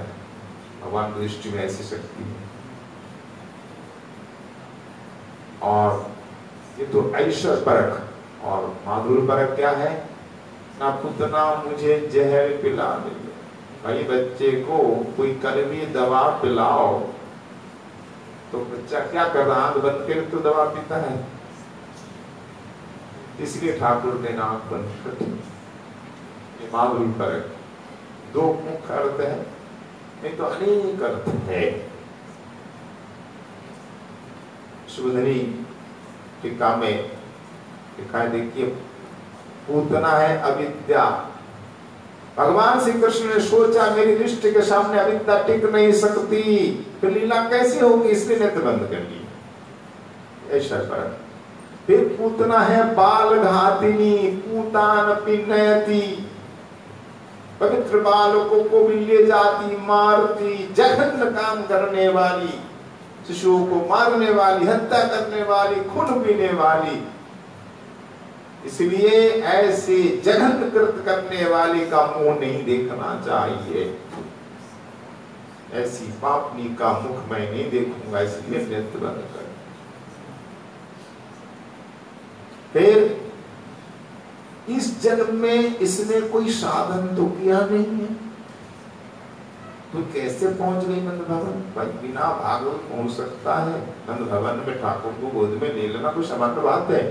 तो किस भाग से कौन सी तपस्या इसने करी, जानने के लिए भगवान ने नेत्र बंद कर लिया। इस जन्म में तो इसने कुछ किया नहीं, कोई साधन नहीं है। संभव है कि मुझसे मिलने से पूर्व पहले जन्मों में कुछ किया होगा। तो कितना पूर्व जन्मों में कौन कौन सा साधन किया है, तपस्या की है, देख तो लूं, इसने नेत्र बंद किए। उसके पूर्व जन्म के साधनों को जानने के लिए। फिर एक कारण भगवान ने मन में विचार किया, मैंने पापिनी का दूध कभी नहीं पिया है। अब जैसे लोग आंख बंद करके चिरायत का काढ़ा, कोई बात काढ़ा पीता है, चिरायत का कैसा एकदम होगा ना करवा, काढ़ा पी जाता है, वैसे इसका दूध मैं पी जाऊंगा कड़वी दवा की तरह, और नेत्र बंद करके ही पीता है। ये चौथा कारण हुआ। फिर पांचवा कारण कि भगवान के उदर में निवास करने वाले कोट कोट ब्रह्मांडों के जीव है ना, इन सब घबरा गए। भगवान जहर पिएंगे, अलाहल बीस, तो हम क्या करेंगे, हम तो मर जाएंगे सब। भाई हम अगर जहर पिएंगे, हमारे भीतर जो भी है मर जाएंगे ना, हमारे शरीर में कीड़े हैं, सबके शरीर में बहुत जीव है, सबके सब मर जाएंगे। भगवान के शरीर में कोट कोट ब्रह्मांड है, ब्रह्मांडों के अनंत कोट जीव है। ये सब घबराने लगे। तो इसलिए समझाने के लिए उनको, ठाकुर उन जीवों को समझाने के लिए नेत्र बंद कर लिए कि तुम घबराओ नहीं, तुम्हारा कुछ नहीं बिगड़ेगा, मैं आसानी से जहर पी जाऊंगा, तुम्हें कुछ भी नुकसान नहीं होगा। फिर भगवान ने विचार किया, छठा भाव है कि मैं गोकुल में यह सोचकर आया था कि मैं मक्खन मिश्री खूब खाऊंगा। गोकुल में तो मक्खन मिश्री खाया ठाकुर ने, तो यहाँ तो मुझे मक्खन मिश्र खूब मिलेगा, मैं खूब मिश्री मक्खन खाऊंगा। पर छठी के दिन, छठी उस समय मनाया गया दिन में, और छठी के दिन ही मुझे विष पीने का अवसर आ गया मक्खन मिश्री के बदले। इसलिए आंख बंद करके मानो शंकर जी का ध्यान कर रहे हैं। विश्वास चक्रवर्ती भी ऐसे ही कहा कि शंकर जी का ध्यान किया, कहा शंकर जी आ जाओ, शीघ्र आकर के हलाहल विष आपके भाग का है, आपका है, आप तो विष पीने में अभ्यस्त है, पहले जब पिया है ना, तो आप इस पुतना के जहर को पी जाइए हलाहल को, और मैं दूध पीऊंगा। बोले भक्तवत्सल भगवान की जय। फिर भगवान नेत्र बंद की इसके 7वां कारण बता रहे हैं कि परम स्वतंत्र भगवान श्री कृष्ण है। ये दुष्टा पुतना को अच्छी बुरी चाहे जो भी गति दे दे, परंतु हम दोनों इसे चंद्रमार्ग अथवा सूर्यमार्ग दोनों में से एक भी नहीं देंगे। किसने विचार किया? नेत्रों ने। भगवान के 2 नेत्र है ना, विचार किया भगवान तो परम स्वतंत्र है, कुछ भी दे सकते, पुतना को अच्छी बुरी गति कुछ भी दे सकते, पर हम दोनों नहीं देंगे। चंद्रमार्ग और सूर्यमार्ग 2 ही मार्ग से जाते हैं ना लोग, हम नहीं देंगे, इसलिए नेत्र ग्रंथ कर। भगवान का कोई दरकार नहीं, चंद्रमा और सूर्य मार्ग के तो बिल्कुल तीसरे मार्ग से पहुंचा दिए गोकुल। गोलोक में जो गोलोक जाता है इन दोनों मार्ग से नहीं जाता, अलग ही मार्ग उनका है, तीसरा मार्ग है जो भगवत धाम पहुंच जाता है। अब श्री कृष्ण के 8वां कारण नेत्र बंद के, नेत्रों ने सोचा पुतना के नेत्र तो है हमारी जाति के, है ना, पुतना के नेत्र ठाकुर के नेत्र जाति की हुई, तो पुतना के नेत्र है तो हमारी जाति के, परंतु ये इस क्रूर राक्षसी की शोभा बढ़ा रहे नेत्र हमारी जाति के होकर के, इसलिए अपने होने पर भी ये दर्शन योग नहीं है। अपने होकर अगर राक्षस का साथ दे तो अपना मानेंगे आप, वो दर्शन योग नहीं है, इसलिए उन्होंने अपने पलकों से ढक लिया, ये दर्शन योग नहीं है। फिर कारण बताया 9वां, श्री कृष्ण के नेत्रों में स्थित धर्मात्मा निमि है ना, नेत्र में निमिष, निमि ने उस पुतना को देखना उचित नहीं समझा। अरे पुतना आ गई, नहीं मैं नहीं देखूंगा, ये पुतना को नहीं देखूंगा, इसलिए नेत्र बंद कर लिए। फिर 10वां कारण, किसी कृष्ण के नेत्र है राजहंस, उन्हें बकी पुतना के दर्शन करने की कोई उत्कंठा नहीं थी। राजहंस और बगुला कोई मेल है क्या? बकी है ना, बगासुर की बहन, तो राजहंस को कोई उत्कंठा नहीं, देखना भी नहीं चाहते हंस बगुला को, इसलिए नेत्र बंद कर लिए। 11वां कारण है, श्री कृष्ण ने विचार किया कि बाहर से तो पुतना माता का रूप धारण करके आई है, बड़ा वत्सल भाव दिखा रही है जुटमुट का, परंतु हृदय में अत्यंत क्रूरता भरी हुई है। ऐसी स्त्री का मुंह देखना उचित नहीं है, जो कपटता से भरी हो, बाहर कुछ भीतर कुछ, ऐसे कपटी का मुंह भगवान नहीं देखते। इसलिए नेत्र बंद कर लिए। हमारे कारण भगवान ने सोचा मुझे निडर देख करके कहीं पूतना समझ नहीं जाए, इसके ऊपर मेरा कोई प्रभाव नहीं चला और कहीं लौट नहीं जाए, इसलिए नेत्र बंद कर लिए। अगर भगवान नेत्र खोलकर रखते, एकदम निर्भय देखती पुतना, तो निर्भय बालक के भय नहीं खा रहा है तो पुतना भय खा जाता। ऐसा होता है, बाघ के सामने आप खड़े हो जाइए, अगर आप में कोई भय नहीं है, आपको निर्भय देख करके बाघ भय खा जाए, उल्टा हो जाता है, डर नहीं रहा। इसलिए भगवान ने भय का बहाना दिखाया, नेत्र बंद कर, एक उतना बाघ नहीं चाहिए। तेरे मां कारण बताया टीकाकारों ने कि बाल लीला के प्रारंभ में पहल स्त्री से ही मुठभेड़ हो गई। तो मैंने विचार किया ये अच्छी बात नहीं है। मुझे संत ऋषि जन कहते हैं कि अनंत कल्याण गुणगण सागर होकर के मैं एक स्त्री का वध करूं, ये मेरे लिए लज्जा की बात है ना। इसलिए नेत्र बंद कर। संत जन अगर कोई पाप कर्म करे, लज्जाजनक तो लज्जा आती है, नेत्र बंद हो जाते हैं, तो विरक्ति पूर्वक नेत्र बंद कर लिए। 14वां कारण, भगवान श्री कृष्ण के मन में यह बात आई कि करुणा दृष्टि से देखूंगा तो इसे मारूंगा कैसे। अगर मेरे नेत्र खोले रहेंगे, नेत्र से करुणा झटती है तो मार नहीं सकता। अगर उग्र दृष्टि से देखूं नरसिंह जैसे तो यह भस्म हो जाएगी। उग्र दृष्टि से देखूं तो भस्म हो जाएगी, करुणा दृष्टि से देखूं तो मैं मार नहीं सकता। तो लीला की सिद्धि के लिए नेत्र बंद करना ही मेरे लिए उत्तम होगा। इसलिए ठाकुर ने नेत्र बंद कर दिए।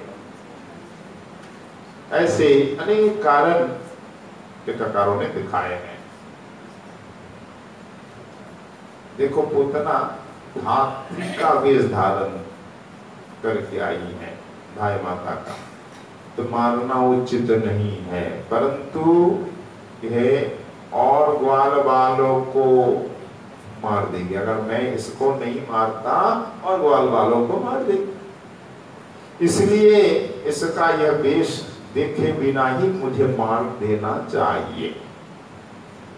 संत वेश हो तो मारना उचित नहीं होता ना। धात्री वेश है, गाय माँ का वेश है, तो कैसे मारते भगवान।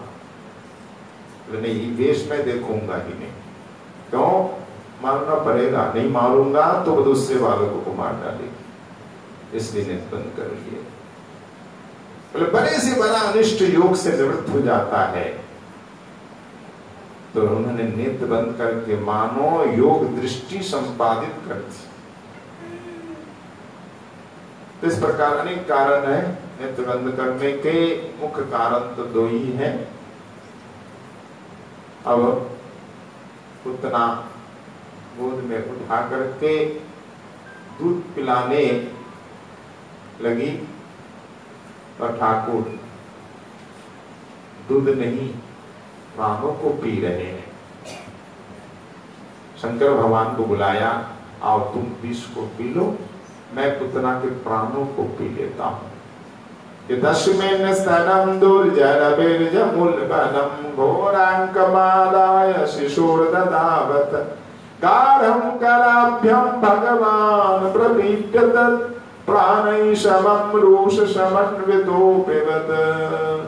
प्राणैः समं रोषसमन्वित, प्राण के साथ रोष के साथ। इसका मतलब क्या है? रोष मतलब क्रोध के अवतार रुद्र के साथ। रुद्र को बुलाया ठाकुर ने, रुद्र ने, भगवान शंकर ने विष को पिया तो ठाकुर ने प्राणों को पिया। सुखदेव जी ने कहा, हे राजन, इधर भयानक राक्षसी पुतना ने बालक श्री कृष्ण को अपनी गोद में लेकर उसके मुंह में अपना स्तन दिया वो भी बड़ा भयंकर था, किसी प्रकार भी बच न सकने वाला जहर था, हलाहल विष था। भगवान ने क्रोध को अपना साथी बनाया, यानी रुद्र को साथी बनाया, और दोनों हाथों से उसके पैधरों को जोर से दबाकर उसके प्राणों के साथ दूध को पीने लगे। अब तो पुतना के प्राणों के आश्रय भूत सभी मर्म स्थान फटने लगे।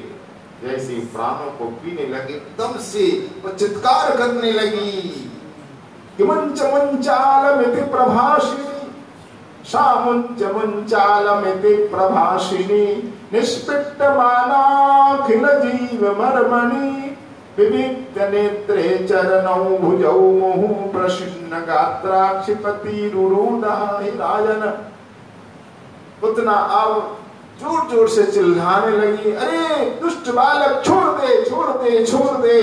बार बार हाथ पांव पटकने लगी, रोने लगी, उसके नेत्र उल्टे हो गए, उसका सारा शरीर पसीने से लथपथ हो गया। भगवान मुस्कुरा रहे हैं, पुतना बार बार कहती मुंच मुंच अलग चोर चोर चोर। भगवान कहते देखो, मैं जिसे एक बार पकड़ता हूं छोड़ता ही नहीं, मुझे छोड़ना तो आता ही नहीं। भगवान पकड़ तो लेते हैं, छोड़ते हैं कभी कभी नहीं छोड़ते। जिसे एक बार अपना लेते हैं कभी नहीं छोड़ते। बोले मैं नहीं छोड़ूंगा, मैं तो मुक्ति देकर गोलोक में धाय बनाकर ही छोड़ूंगा। अब पुतना के प्राण जाने वाले हैं, अब कपट रूप नहीं रहा, ऐसी हालत में कपट रूप नहीं रहता। अब पुतना अपना रूप धारण करने लगा, भयंकर रूप। भगवान सोचने लगे अगर ये पुतना यहाँ गिरी तो गोकुल का नाश हो जाएगा, सारे मकान भवन इसके शरीर के नीचे ही दब जाएंगे। तो ऐसा करते हैं, ये पुतना को आकाश मार्ग से उड़ा करके कंस के बगीचे में गिरा दो।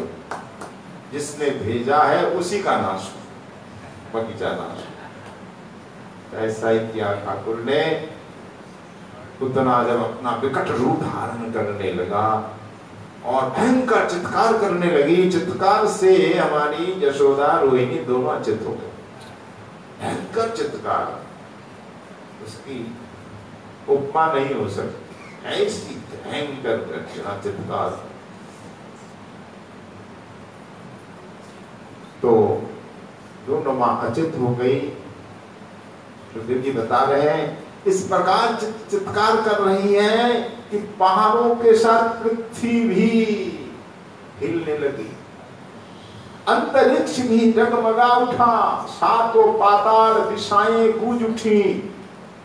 बहुत से लोग तो वज्रपात की आशंका से पृथ्वी पर गिर गए।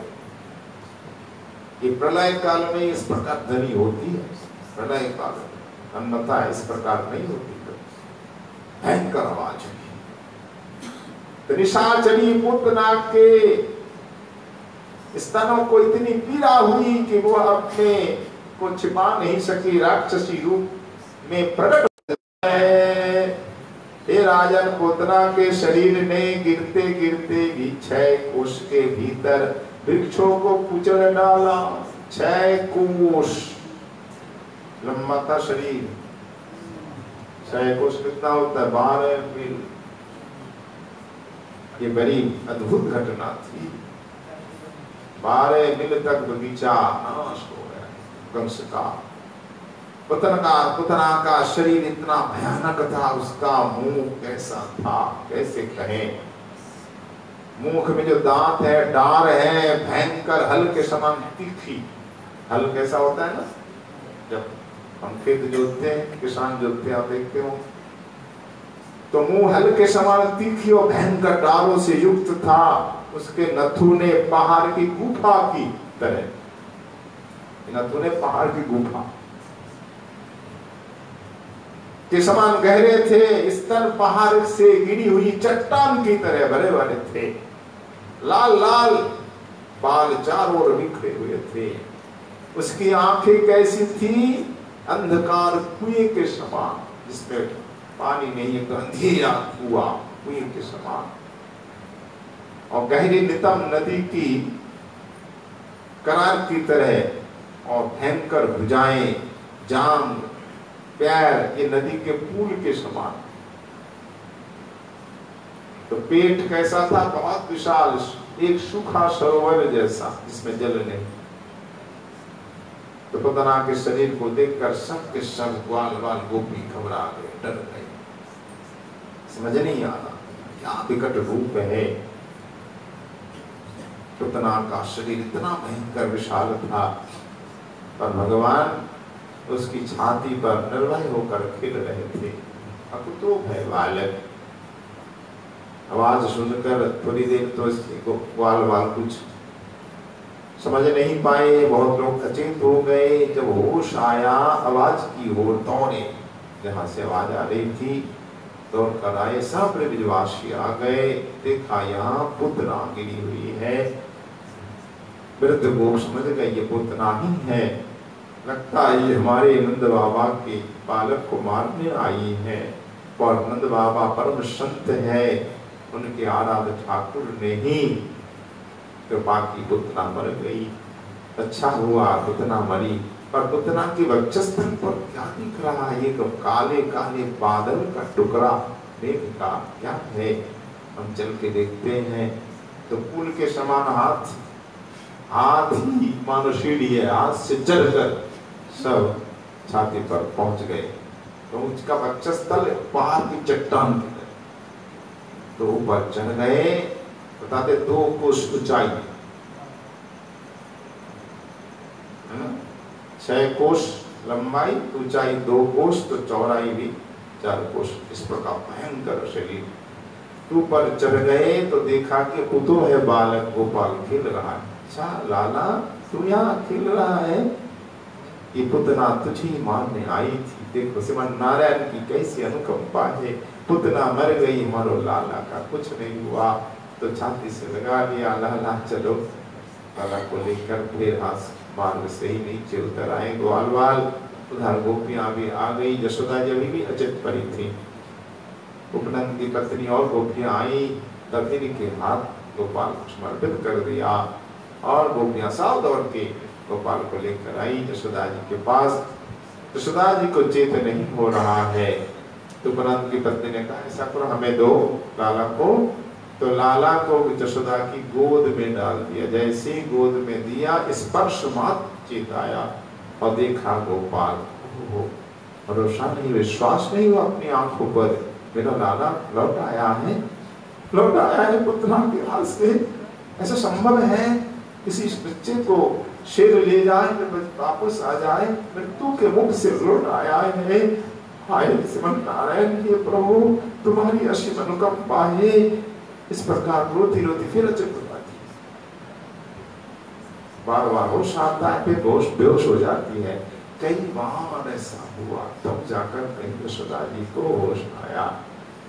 जैसे गर्मियों में छत पे जब लोग सोते थे, आजकल तो नहीं सोते, पहले सोते तो कई बार जल डाल करके छत को ठंडी करनी पड़ती थी, एक बार से नहीं होता। तो यशोदा जी का हृदय इतना तप गया, इतना तप गया पुत्र विरह में, शोक में, तो बार बार पुत्र का लिंगन करते करते धीरे धीरे ठंडी हुई छाती। अपने लाला को लेकर रोने लगे। लाला तो लौट आया, मेरा लाला गोपाल अपने आंसू से नहलाने लगी। गोपियां अब गोपाल का रक्षा बंधन करने लगी, क्योंकि राक्षसी पूतना ले गई थी। इसलिए गोपाल का जो अलाई बलाई है हटाने के लिए, दूर करने के लिए मंत्र पाठ के साथ अभिषेक करना होगा। तो पहले क्या क्या, गोप्या संस्पृष्ट सलिला अंगेषु करयो पृथक् न्यस्यात्मन्नत बालस्य विजन्यासा समकुर्वत विजन्यासम अकुर्वत। पहले तो गोमूत्रेण स्नापयित्या, गोमूत्र से स्नान कराया, शौचालय वाला दूर करने के लिए। गोमूत्र से स्नान करा के पुनः गोरज से लेप दिया, गोरज का लेपन किया। फिर 12 अंगों में भगवान नाम के साथ बंधन किया, रक्षा बंधन कैसे किया? फिर पंचामृत से, फिर शुद्ध जल से स्नान कराएंगे। बाद में आप एक एक अंग में गोबर की बिंदी लगाकर रक्षा बंधन गोपियां कर रही हैं, सुंदर मंत्र पाठ के साथ। गोपियां भी मंत्र जानती थी, बड़ी विदुषी थी, इसका यही प्रमाण है। तो क्या कह रही है? यप्यादजु अंघ्रिम मणिमान् स्तवयन्नथुरु यग्वच्युतः कटितटं जठरं हयाशः हृत्केशवस्तदुरईश इनस्तु कंठं विष्णुर्भुजं मुखमुरुक्रम ईश्वरकम्। ये 12 अंग का बंधन हुआ कि अजन्मा, अज भगवान का एक नाम है, हे अजन्मा आप हमारे लाला के दोनों चरणों की रक्षा करें। हे मणिमा मन ऐश्वर्यपति आप गोपाल के दोनों घुटनों की रक्षा करें। हे जग पुरुष आप गोपाल की जांघों की रक्षा करें। हे अच्युत हमारे लाला की कमर की रक्षा करें। हे हैग्रीव पेट की रक्षा करें। हे केशव गोपाल के हृदय की रक्षा करें। हे ईश गोपाल के वक्षस्थल की रक्षा करना। हे सूर्य नारायण आप गोपाल के कंठ की रक्षा करेंगे। हे विष्णु गोपाल के दोनों भुजाओं की रक्षा करें आप। हे गुरुक्रम गोपाल के मुख की रक्षा करें। हे ईश्वर गोपाल के मस्तक की रक्षा, चरण से मस्तक तक 12 अंगों की रक्षा की मंत्र पाठ के साथ। इतना ही नहीं, आगे और कर रही है। चक्राग्रता सह गदो हरिरस्तु पश्चात् तत्पार्श्वयो धनुरशी मधुभाजनश्च कोणेषु शंख उरुगाय उपर्युपेन्द्र साक्षाक्षितो हलधरः पुरुषः समन्तात्। हे चक्रधारी भगवान आप हमारे लाला के लिए सदा आगे आगे रहे, चक्रधारी लाला के आगे रहे रक्षा के लिए।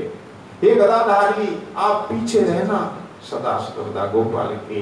हे धनुषधारी हे खड्गधारी आप गोपाल के दोनों ओर रहना। हे मधुसूदन हे अजन आप दोनों बगल में रहना। हे शंखधारी आप गोपाल की रक्षा चारों कोने में करना।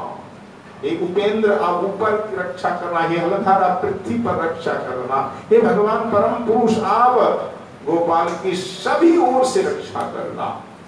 इस प्रकार गोपाल का रक्षा बंधन बड़े प्रेम से गोपियां कर रही है। इंद्रियाणि ऋषिकेश प्राणानारायणवतु श्वेतोद्दीपपतिश्चित्तं मनो योगेश्वरोवतु कृष्णगर्भस्तु ते बुद्धिमात्मानं भगवान् परः क्रीडन्तं पद गोविन्द शयनं पातु माधव भजन्तमप्यद वैकुंठ आशिनं तं श्रियपति भुञ्जानं जग्मुख पातु सर्वग्रह भयंकरः।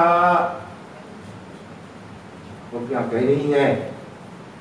हे ऋषिकेश आप इंद्रियों की रक्षा करना गोपाल की। हे नारायण आप गोपाल के प्राणों की रक्षा करें। श्वेतद्वीप के अधिपति हे नारायण आप गोपाल के चित्त की रक्षा करें। हे योगेश्वर आप गोपाल के मन की रक्षा करना। हे कृष्ण गर्भ आप गोपाल की बुद्धि की रक्षा करना। हे परमात्मा भगवान गोपाल के अहंकार की रक्षा करना। खेलते समय गोविंद रक्षा करे, सोते समय माधव रक्षा करे, चलते समय भगवान वैकुंठ और बैठते समय भगवान लक्ष्मीपति गोपाल की रक्षा करे। भोजन के समय समस्त ग्रहों से भयभीत करने वाले यज्ञ भोक्ता भगवान आपकी रक्षा करे भोजन के समय। और डाकिनी राक्षसी कुष्मांडा आदि जितने बाल ग्रह हैं, भूत प्रेत पिशाच जक्ष रक्ष विनायक कोटरा रेवती ज्येष्ठा पूतना मातृका आदि जितने भी अपदेवता है, शरीर प्राण इंद्रियों के नाश करने वाले उन्माद पागलपन अपस्मार मृगी आदि रोग है, सपने में देखे हुए महान उत्पात, वृद्ध ग्रह, बाल ग्रह आदि सभी अनिष्ट भगवान विष्णु का नाम उच्चारण करने से भयभीत होकर नष्ट हो जाए। सर्वे नश्यन्तु ते विष्णु नाम ग्रहण भीरवो भीरवः। भगवान नाम संकीर्तन करते ही गोपियों ने कहा सारी ये ग्रह विपत्तियां अलाय वालाय सब नष्ट हो जाए भगवान के नाम। बोलो भगवान नाम संकीर्तन की, भक्तवत्सल भगवान की। क्योंकि भगवान नाम संकीर्तन के आगे कुछ नहीं रह सकता। नाम संकीर्तन इतना बल है, इतनी ताकत है, कोई भी राक्षस, यक्ष, भूत, प्रेत, पिशाच आदि ग्रह विपत्तियां, रोग, शोक कुछ नहीं कर सकता। इसलिए नाम संकीर्तन का आश्रय ही सर्वोपरि है, सर्वोत्तम है। तो गोपियों ने प्रणयबद्धाभि परीक्षित से कहा, राजन गोपियों ने प्रेम पास में बंद कर भगवान श्री कृष्ण की रक्षा की। अच्छी तरह स्नान के बाद मां ने तिलक लगाया, हल्दी, दही, अक्षत लगाया ललाट पे। अब पूरी तरह सुरक्षित है गोपाल, शुद्ध हो गया। तो पुतना ने पूछा, अब मां पुत्र को स्तन पिलाने लगी, दूध पिलाने लगी, फिर पलने में सुला दिया। ठीक इसी समय नंद बाबा आ रहे। जब गोकुल आ रहे थे मथुरा से, उन्होंने देखा मार्ग में ये काले काले बादल कहां से आए। बादल काले काले कैसे? ना पुतना को जला दिया। गोपों ने देखा पुतना का शरीर यहाँ पर आ रहेगा, सड़ जाएगा तो दुर्गंध के मारे हम गोकुल में कोई रह नहीं सकते, महामारी पैदा हो जाएगी। इसलिए चर्मकार को बुलाया, काटो पुतना। तो सैकड़ों चर्मकार आए, एक दो का काम तो है नहीं, सैकड़ों आए और काटने लगे, कुठारों से, कुल्हाड़ी से काट काट करके अलग अलग कई जगह लकड़ियों से जला दिया। जलने के कारण जो धुआं निकल रहा था ना, बाबा दूर से देख रहे बादल नहीं बादल। पहले तो उनको पहाड़ लगा दूर से, ये पहाड़ कहां से आ गए? हम तो इसी रास्ते से आए, कि पहाड़ तो था नहीं। एक एक जो स्तूप था पहाड़ जैसा। फिर जब निकट आई तो बादल ही बादल दिख रहा है। फिर निकट आई तो सुगंधी लग रही है, पुतना का शरीर जल रहा है और निकल रही है सुगंध। ये शर अगर चंदन की सुगंध, ये भी आश्चर्य है। बाबा को कुछ सूझ नहीं रहा, बात क्या है, रहस्य क्या है। जब निकट आए तो गोपों ने देखा बाबा आ गए, बाबा आ गए, सब दौड़ पड़े। बाबा बाबा बाबा का अनर्थ हो गया, भयंकर अनिष्ट हुआ। अच्छा क्या अनिष्ट, क्या अनर्थ हुआ? उसने ठीक ही तो कहा था, अरे बाबा पुतना आई, पुतना गोपाल को ले गई। हाय, गोपाल को ले गई पुतना। सुनते ही बाबा एकदम से गिर गए, बेहोश हो गए। क्योंकि गोपाल ही तो प्राण है, प्राणों से प्यारे। सुनते ही बाबा बेहोश होकर गिर रहे थे, गिरे नहीं, एकदम गिर नहीं वाले थे। दूसरे को ग्वाल ने तुरंत कहा, बाबा बाबा चिंता करने की कोई आवश्यकता नहीं, पुतना मर गई, बालक सुरक्षित है, मेरा लाला सुरक्षित है। अच्छा, तो पुनः उनको जीवन दान मिला। किस प्रकार? मानिए किसी को नाग ने डसा, भयंकर विषधर ने, डसते को गिरेगा, जहर के मारे गिरने वाला था, तुरंत एक ओझा आया, शुद्ध था और मंत्र पढ़ा, पढ़ते ही वो विष खत्म, जीवित हो गया। ऐसा होता है ना, ठीक ऐसा ही हुआ यहाँ। पुतना आई, बालक का ले गया, ये मानो भयंकर नाग ने डस दिया। जैसे कहने पुतना मर गई, लाला सुरक्षित, मानो ये मंत्र मिला और बाबा ठीक हो गए। और इधर उधर नहीं देखा, नहीं ताका झाका, सीधे नंद भवन महल आ गए। रानी रानी कहाँ है? मेरा लाला कहाँ है? पलने में तुरंत उठा लिया, छाती से चिपका लिया, छाती से चिपका कर बालक दर्शन करने लगे, आंसू से नहाने लगे, अश्रुधाराओं से नहा दिया। गोपाल मेरो काना, मैं प्रातः काल तो गया तुम्हारी अनुमति लेकर के, इतने भयंकर विपत्ति हाय क्या करूं। हे श्रीमन नारायण देव, तुम्हारी कृपा से ही पुत्र की प्राप्ति हुई, तुम्हारी कृपा से पुत्र मरी है। हे प्रभु, तुम बालक की रक्षा करना, तुम ही तुम्हारे एकमात्र रक्षक हो। इस प्रकार से नारायण देव से प्रार्थना करने लगे। बहुत ही करुण दृश्य था। उसी समय पूर्णमासी देवी पधारती हैं, कहने लगती है, नंद महाराज आप क्यों घबरा रहे? अविता यानी नारायण रक्षा करेंगे, अवश्य रक्षा करेंगे, आप घबराओ नहीं। पुतना आई, बालक को ले गई, भयंकर दुर्घटना हुई ना, इसके लिए आप ब्राह्मणों को बुलाइए, सस्ती वाचन लगाइए, उनको दान दीजिए, आपका मंगल हुआ। बाबा ने सही करवाते हैं। अब पुतना का शरीर चल गया, समूचा गोकुल सुगंधित हो उठा। ऐसा क्यों हुआ? परीक्षित जी ने पूछा। राक्षसी पूतना और उसका शरीर जलने लगा, तो सुगंधी कहां से आई? ऐसा कैसे संभव हुआ? तब सुखदेव जी ने कहा, देखो पुतना का सौभाग्य कम है, भले ही ये राक्षसी है, पर हरि को आलिंगन करना, गोद में लेना, दूध पिलाना कितने बड़े सौभाग्य की बात।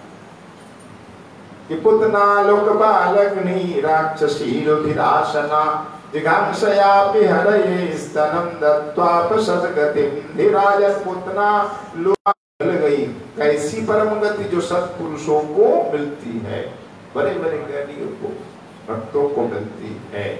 जब पुतना को सदगति मिल सकती है विष देकर, तब भक्ति पूर्वक भगवान की सेवा करे तो उसे क्या मिले? किं पुनः श्रद्धया भक्त्या कृष्णाय परमात्मने यच्छन प्रियतमं किं नु रक्तस्तनमातरो यथा। हे राजन, ऐसी स्थिति में परमात्मा भगवान श्री कृष्ण को श्रद्धा और भक्ति से माता, ये हमारी यशोदा आदि भक्ति से, प्रेम से, प्रीति से दुग्ध पिलाती है, तुम्हें कौन सी गति मिलेगी?